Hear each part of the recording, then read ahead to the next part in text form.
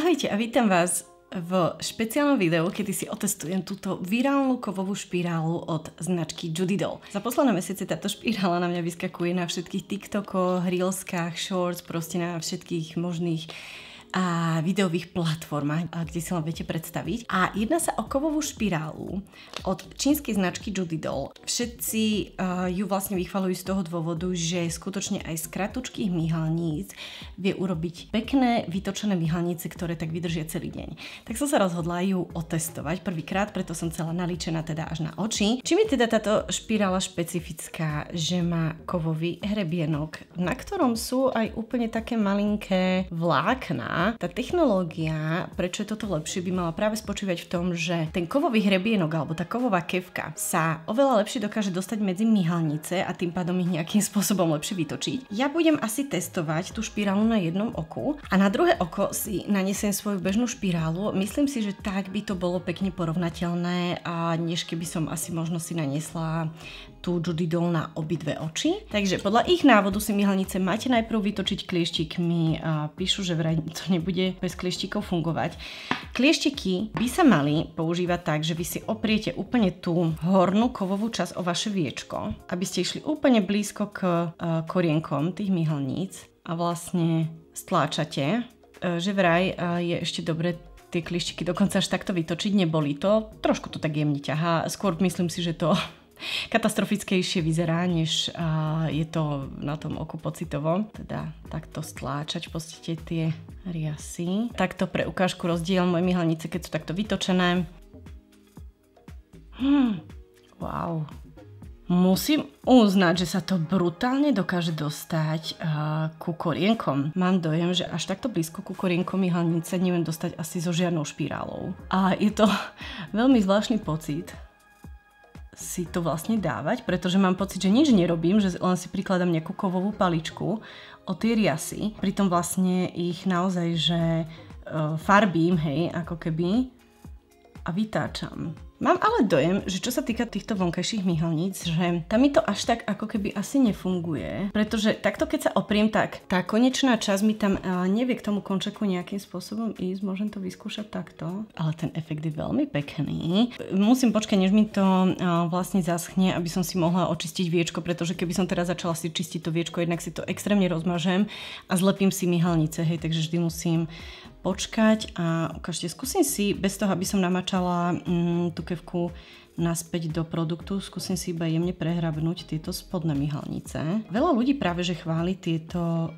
špirály s týmto kovovým hrebienčekom alebo aplikátorom práve na spodné myhalnice, že vraj pokiaľ ich máte úplne kraťučké a neviditeľné, tak vám ich pekne zvýrazní táto špirála. Ja by som povedala, že moje tie spodné myhalnice sú také, čo ja viem, akurát. Ale dobré, ešte aj bez toho, aby som vlastne znovu išla do toho produktu. Zatiaľ sa mi to akože páči. Viete, čo ma vyslovene dvíha zo stoličky, keď vidím, ako baby na internetoch reklamujú špirály tým spôsobom, že si takto na jedno oko nanesú a porovnávajú to vlastne s nenaličeným okom. Ja si myslím, že aj keby ste si naniesli na jedno oko aj tú najhoršiu špirálu na svete a porovnáte to s nenaličeným okom, vždy tam bude nejaký wow efekt a rozdiel, pretože to jedno oko máte naličené, aj keď iba maskarou je naličené. Podľa mňa by sa práve v takýchto ukážkach mala porovnávať tá naozaj že zlá špirála, ktorá vám nesedí, práve s tou wow špirálou, si ja myslím. Aj tak, keď sa na to takto pozerám, už teraz vidím, že tá maskara mi urobila zatiaľ taký úplne že iný efekt, ako poznám. Takže moja obľúbená špirála, ktorú teraz používam, je teda táto od Maybelline.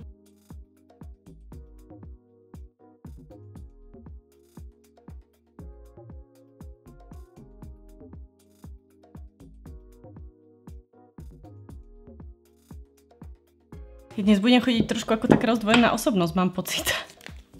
Pretože táto špirála, ako môžete vidieť, je naozaj taká výraznejšia. Ja ju najradšej používam, keď nemám tiene. Pravda, že keď nemám tiene, volím nejakú prirodzenejšiu. Asi som to mala spraviť, ale tak no už druhú nerozmýšľa dvakrát. Proste to už je ten vykojený mamičkovský mozog, kedy si veľakrát uvedomujete výsledky svojich činov, až keď ich spravíte.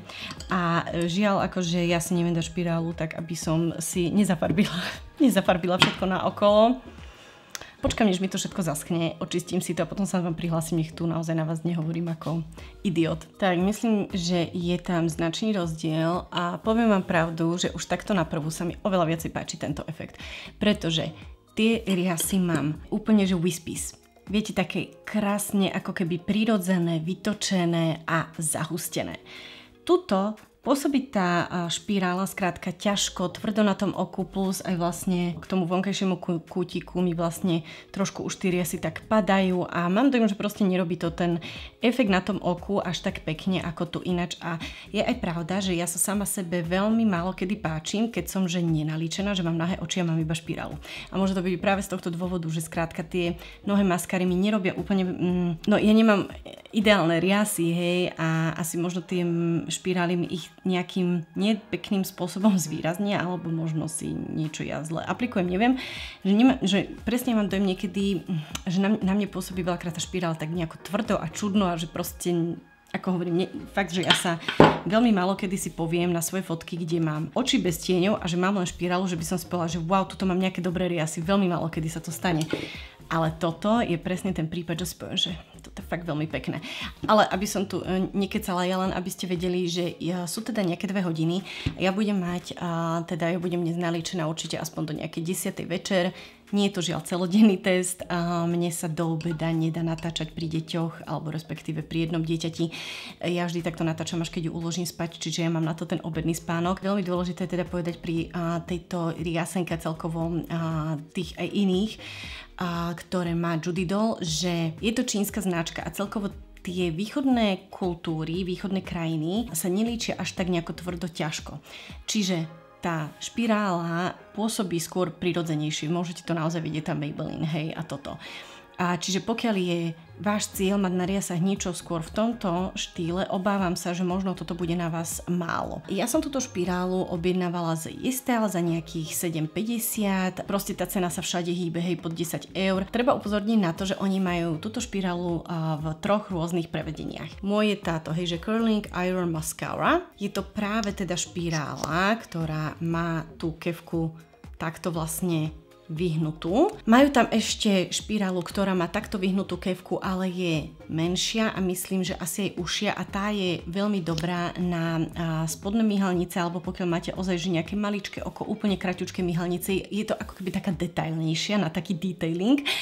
A potom je tam ešte tretí typ, ktorá sa volá, že Classic Design a tá má rovnú tú kefku a je skôr predĺžujúca. Tá virálna je práve táto curling, takže ja som išla na istotu, kúpila som tu a už som aj dokonca počula, že niektorí, čo skúšali tú klasickú, že im vôbec nefunguje. Ak ju budete chcieť kupovať, odporúčam túto. Na oficiálnej stránke teda píšu, že tá formulácia využíva nejakú technológiu, ako majú vlastne vodoodolné špirály, preto ju bude treba odličiť nejakým naozaj dobrým odličovačom. Hej, nepôjde vám to asi len, že s vodou alebo tak. Ja som fakt nadšená, veľmi sa mi páči toto oko s tým. To je presne taký efekt riasenky, aký by som že chcela. A nie sú schopné taký nájsť nejak medzi našimi značkami, ktoré sú tuto, hej. Okrem Jestal ju dokonca že vraj viete kúpiť aj na Shein, tak Shein je čínska stránka. Ja idem teda žiť svoj deň a určite sa vám večer prihlásim s tým, ako špirála vyzerá. Zatiaľ všetko. Vidíme sa neskôr. Tak, už máme 10 hodín. Ja už sa potrebujem ísť odličiť, lebo ja som sa normálne že prestala cítiť dobre za ten deň a toto je neskutočné, ako o 2:00 vám to tu natáčam úplne plná s energiou a za nejaké 3 hodiny ma začalo škrabať hrdlo, úplne sa cítim zle a som úplne teraz spotená, lebo proste som si dávala čaj a neviem čo. Takže poďme na to, čo sa týka teda tej špirály. Toto robí tak krásny efekt, aj sú tie myhalnice stále vlastne vytočené, takže to je podľa mňa úplne super. Ale viete, že akože ja mám dojem, že keď sa pozriem aj na toto oko, že ho mám také, ako keď som začala. Normálne nemám pocit, že by mi to až tak padlo, ako som si myslela, že mi vlastne padajú tie myhalnice. Stala sa mi oveľa viacej páči tento efekt. Je to skrátka prirodzenejšie a podľa mňa aj to, jak mi to pekne zahustilo tie myhalnice, že to vyzerá fakt super. Sranda, že otvorím si Jestel a viete, koľko teraz mi tam reklám na tieto kovové špirály vlastne ponúklo. Nerobí ich teda očividne značka táto Judy Doll. Ja si myslím, že na základe toho, že sa ten produkt stal virálny, tak už vlastne na to nabehli aj iné značky. Ja si myslím, že len otázkou času, kedy aj západné značky vlastne okopírujú tento koncept a s tým prídu. A ja už to teraz vidím, že keď to bude mať Maybelline, Zase to bude virálne, zase to bude, že internety objavili Ameriku, aj keď to bude možno už o rok neskôr.